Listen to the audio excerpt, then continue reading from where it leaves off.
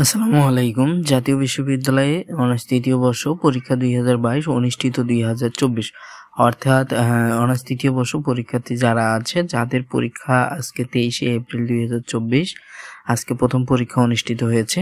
রাষ্ট্রবিজ্ঞান বিভাগের যে সকল শিক্ষার্থী আছে তাদের আরও একটি নতুন সাজেশন নিয়ে আজকে আলোচনা করব। তো আশা করি ধৈর্য সহকারে পুরো ভিডিওটা দেখবেন। আজকের বিষয়টি হচ্ছে যে গবেষণা পদ্ধতি ও পরিসংখ্যান, অর্থাৎ এই পরিসংখ্যান বিষয়টি হচ্ছে যে অনার্স থার্ড ইয়ারের রাষ্ট্রবিজ্ঞান বিভাগের জন্য অনেক একটি কঠিন বিষয়। এই পরিসংখ্যান বিষয়ে যদি আপনি অনার্স থার্ড ইয়ারে পাশ করতে পারেন তাহলে আশা করা যায় যে আপনার অনার্স থার্ড ইয়ার এক চান্দেই পাস হয়ে যাবে, এখানে কোনো ইমপ্রুভ থাকবে না।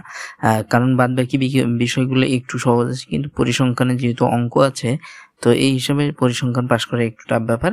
তো এখানে পরিসংখ্যানের খ বিভাগ এবং গ বিভাগের প্রশ্নগুলো দেওয়া আছে। আশা করি ধৈর্য সহকারে পুরো ভিডিওটা দেখবেন।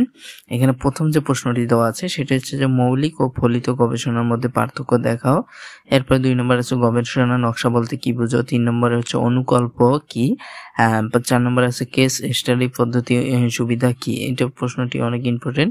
এরপর নমুনা জরিপ ও সুমারি জরিপের মধ্যে পার্থক্য কি।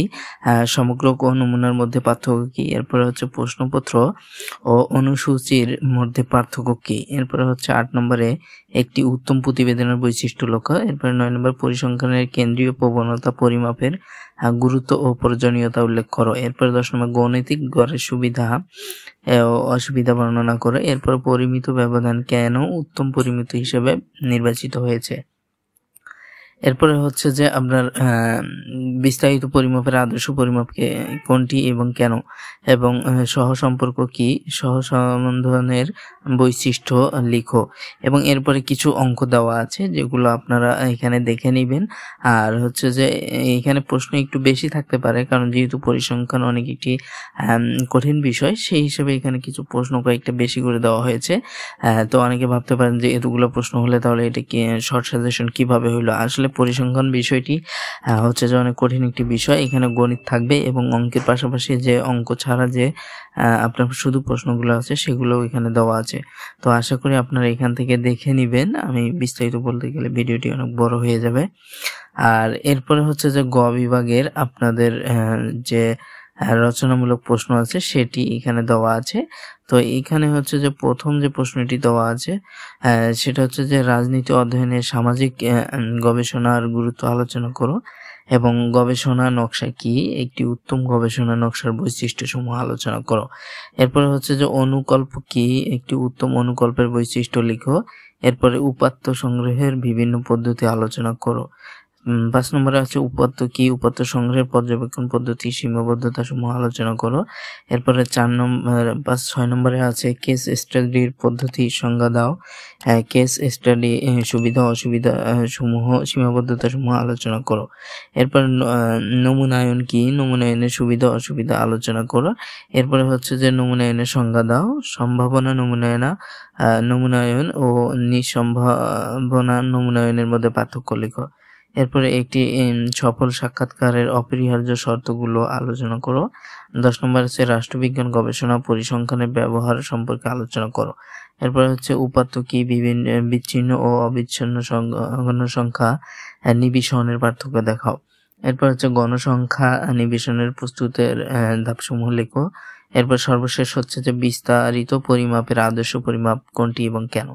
এখানে হচ্ছে যে গ বিভাগের এগুলা, আর হচ্ছে যে আপনাদের খ বিভাগে তো উপরে দেওয়াই আছে। তো এইখানে অনেকে ভাবতে পারেন যে আসলে এইগুলা দিয়ে পাস করা যাবে কিনা।